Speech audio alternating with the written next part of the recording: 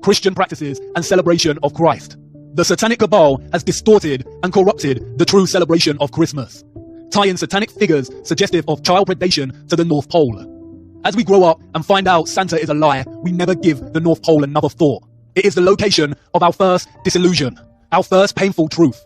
We are programmed to deliberately lose our sense of wonder for the North Pole. This usually coincides with the same time that we begin our heliocentric indoctrination at school. Christmas is a celebration of the birth of Christ, a celebration of the source, of God. That's why we put up Christmas trees. The Christmas tree is Mount Meru, the Rupes Nigra, the tree of life, and the star on top is Polaris, the fixed star in the firmament. Humanity has collectively forgotten this. The Christmas tree is a celebration of the magnetic axis mundi at the center of our flat Earth, and it has subsequently been corrupted and replaced by debased materialism. We no longer remember what we are celebrating. The satanic cabal must corrupt the North Pole. They tell us it's just an ice sheet, but Google Earth cannot even give us a photoshopped version of the ice. They don't even want people interested in ice sheets. They can't even bear to acknowledge the North Pole. It is against their satanic religion. Hollywood movies always contain things hidden in plain sight, but there are a select few of these movies that are highly satanic and Masonic. The Truman Show is a metaphor for our programmed deception living under the dome. Rosemary's Baby, Monsters Inc., and Eyes Wide Shut all depict the elite cult of Satanism and the practices of Moloch child sacrifice and adrenochrome harvesting. The Matrix is an obvious metaphor of humanity's slave status, the Matrix itself being the programmed deception cast upon humanity, who have no clue to the true nature of their reality. But there is another film, probably the most Masonic of them all, The Wizard of Oz, Dorothy's journey through the land of Oz. Notice the red shoes. Do you remember what Macaulay Culkin said about the red shoes? Dorothy and her unlikely band of friends must follow the yellow brick road to the Emerald City to ask the wizard if she can be sent home. The author, Lyman Frank Baum, developed maps for his land of Oz. Does this remind you of something? 4 lands or continents surrounding the central Emerald City, just like the North Pole in Mercator's map. Look at the representation of the Emerald City in the film. Look at the domed halo surrounding the city, much like the halo we see with representations of Christ.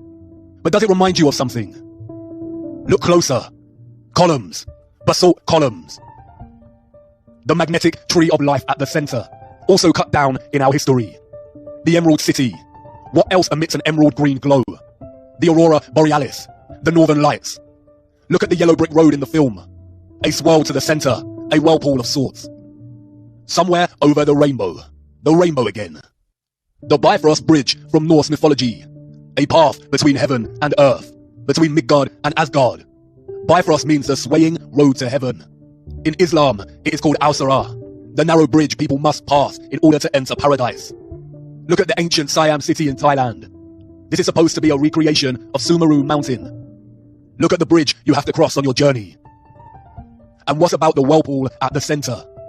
Mercator described it as a filter funnel. Norse mythology labels it as Vergelmir, or the world's well.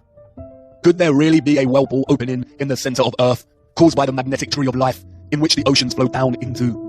Paul the Deacon, an 8th century Benedictine monk, wrote that where the ocean extends without bounds is that very deep abyss of waters which we commonly call the ocean's navel. It is said twice a day to suck the waves into itself and to spew them out again. By the whirlpool of which we have spoken, it is asserted that ships are often drawn in with such rapidity. Gerald of Wales, royal clerk to King Henry II, wrote, "Not far from the islands towards the north, there is an astonishing whirlpool in the sea, towards which there is a set current of the waves from all quarters, until, pouring themselves into nature's secret recesses, they are swallowed up, as if it were, in the abyss." In the Historia Norwegiae, an anonymous 12th century Norwegian monk describes the exact same phenomenon. The greatest of all whirlpools is to be found there, which engulfs the strongest ships. There is a very deep abyss in the earth itself, and alongside it are open-mouthed caverns containing winds. These winds draw to them the waters of the sea through hidden passages in the earth. They shut them up in the vaults of the abyss. The powerful source of magnetism offers some suggestion as to how the central vortex on Earth actually works. Not only is water diamagnetic and would resist gaining proximity to a magnetic mountain, creating an opening, but also a powerful magnetic source and a powerful central axis mundi would generate a strong electromagnetic field or electromagnetic stream. This takes the form of a toroidal electromagnetic field. Even in their heliocentric lie, they acknowledge that the Earth's magnetic field is toroidal or shaped like a torus.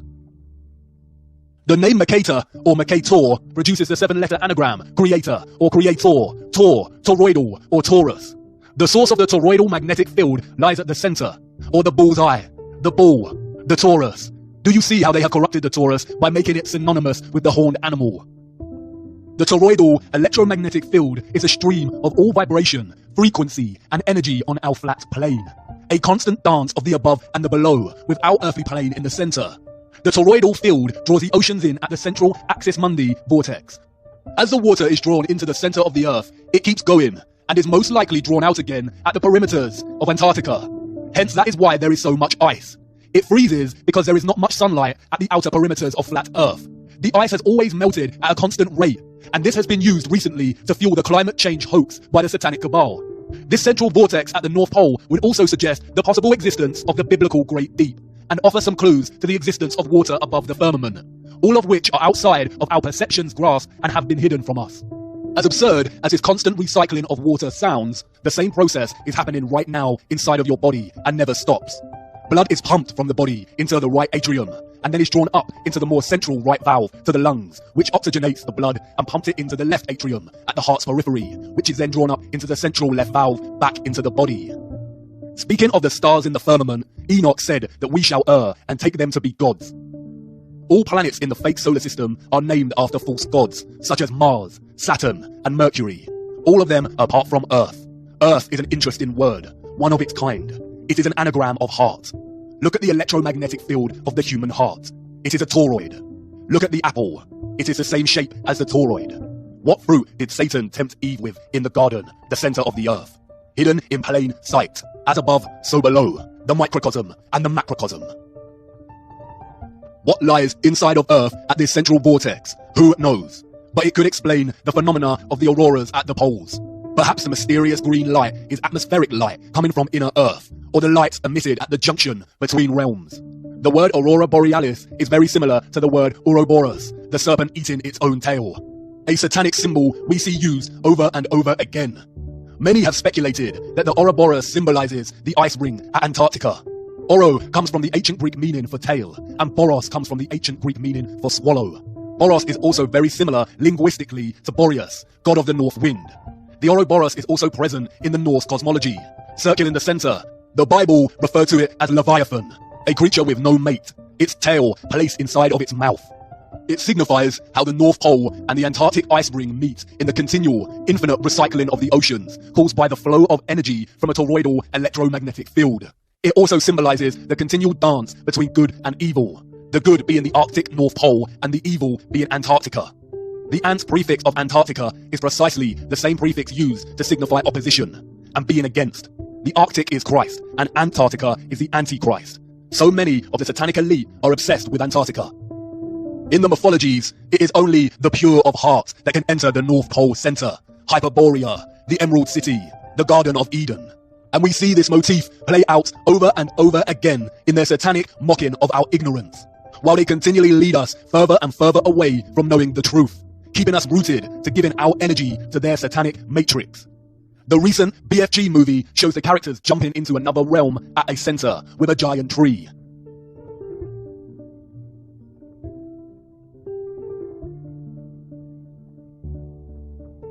Notice the aurora. Stephen King's The Dark Tower series places the magnetic Mount Meru, the Rupes Nigra, in the center. Notice the familiar map and the Arthur Rose. Look at a clip from the film. It's a map. My father showed me a map like this once. Inside the circle is your world and my world. Many others. No one knows how many. The Dark Tower stands at the center of all things. It is the different beginning of time. And it sends out powerful energy. Interestingly, Stephen King also wrote another novel about life under the dome. Philip Pullman wrote a children's novel called The Northern Lights, in which the protagonist enters another realm through the aurora. Jules Verne's Journey to the Center of the Earth sees its protagonists enter inner Earth in the north, just beyond Iceland. We have the Wandering Mountain in the Never-Ending Story. Notice the rainbow. Even the production company Paramount references this in its logo. Notice the dome stars above the Paramount, the Mount Meru, Mount Zion. We see reference to Flat Earth and the Tree of Life, Mount Meru, hidden in plain sight everywhere. George Bush International Airport, the Flat Earth map on the ground with a huge Tree of Life in the center, reaching up to the dome above. Darling Gardens in Sydney, Australia. The flat earth map again.